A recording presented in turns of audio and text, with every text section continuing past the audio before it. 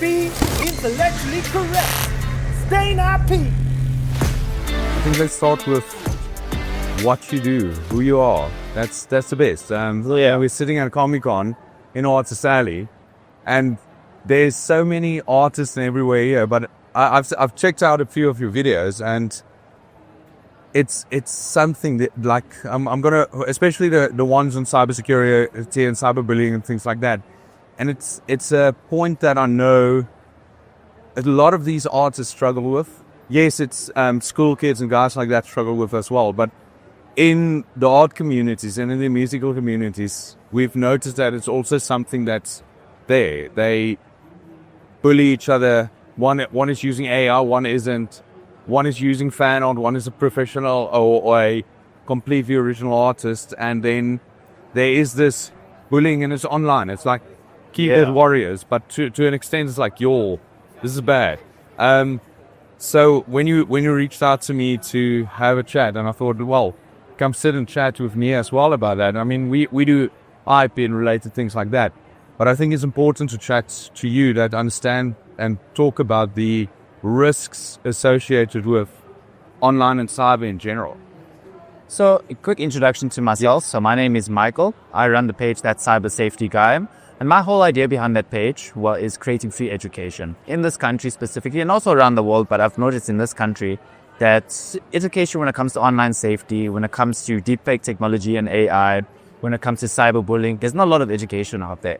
And if you want to educate yourself, you're going to have to pay quite a hefty sum.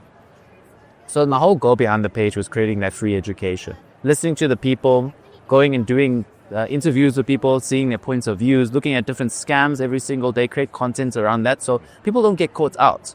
Because often you get someone that's in their 60s, 70s that will lead something, they'll get a phishing email. They don't even know what they're looking at, and they click on it and they end up losing thousands upon thousands of rands, or their passwords get stolen. So I think it's so vital to actually educate people on stuff. Because when it comes to cybersecurity, one of the biggest deterrents is education. Yes. So, and often there's this big misunderstanding where people think, oh, cybersecurity, I don't have to worry about it. Big corporates have to worry about it, big influencers. But people often have to worry because it's not just hacking. It's not just going and sending that phishing email. There's something called social engineering that falls behind it. Okay. Social engineering is the psychology. So if I'm sending a phishing email and I want someone to click onto a bank link, for example, I think to myself, what can I do to trick this person into clicking on it? So maybe I'll use something scary saying like, you're going to lose your bank in 24 hours if you don't click on this link. Or someone's taking money out of your accounts, click here and sort it out. And that's how they trick you. So it's not that person sitting behind the screen busy with all the code. It's the psychology behind it. And people need to be aware of that. And everyone needs to be aware of it because everyone gets affected by it. Like you said, artists, cyberbullying affects them. Deepfake technology, where people are faking their art or faking the images of themselves. It's something it needs to be discussed. And I appreciate you inviting me on there and actually covering these topics. And I've looked at your guys' page as well. And that's also such an important aspect people don't realize. So I'm very excited for this. No, interesting thing you went into is that deepfake technology. Yeah. I mean, we've got a massive, on the intellectual property side, a massive issue with deepfakes.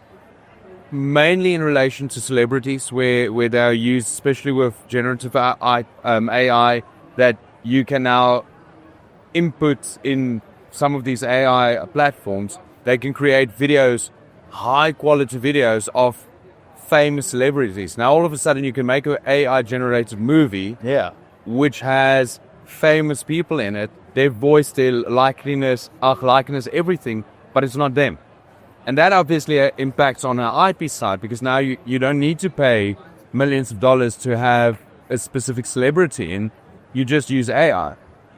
And what's the implication on that? What's the implication on IP, where we look at it? But deepfake on your side has an aspect where, okay, great. There is, and I don't understand on your side, I'm open about it. When it comes to the cyber side, the cybersecurity side, and deepfake, I can assume there's issues where you can probably have if I look at a video technology on our side, now all of a sudden stealing somebody's personality becomes a risk on the security side, a risk on the fraud side, because you mentioned older people. They get a video call from somebody they know saying that I'm in trouble, please send me money, and it's a video from one of their family members, but it's not their family member. Yeah. And I assume it's something, hopefully I don't know, I hope I didn't give anybody an idea, but it's something that I assume you could see. It's a risk, and that risks become more and more and more. And it's interesting now that you spoke, how the same risks affect your security side and our intellectual property side. It's the same technology that's being misused on both ends to circumvent certain measures. On our side, circumvent intellectual property law, on your side, circumvent safety and security parameters. And it's something that I think the more technological driven our world becomes and the more online and tech we use, the more the risk there is. And people aren't educated in it. Yes, the younger generation might be to an extent, but I don't think they understand the ultimate risk. Where the later generation that don't know how to use cell phones properly, I'm one of them sometimes, I believe, the risk is so much more. Get an email from F&B saying your F&B account is being hacked, you're going to click on a link. Yeah. But it's not F&B. And something basic like we saw on a few times when we get involved, the link is masked, or the email is masked. I know it's probably not a correct term, but we use that term in our firm. It's masked to look like an F&B email address. It's not. If you go dive deeper, it just looks like one. And then people start clicking on those. And we do a lot of takedowns and domain enforcement for this, for scams, online fraud, where it's SARS with 2 S's. And people think, oh wait, but this is a legit email. Yeah.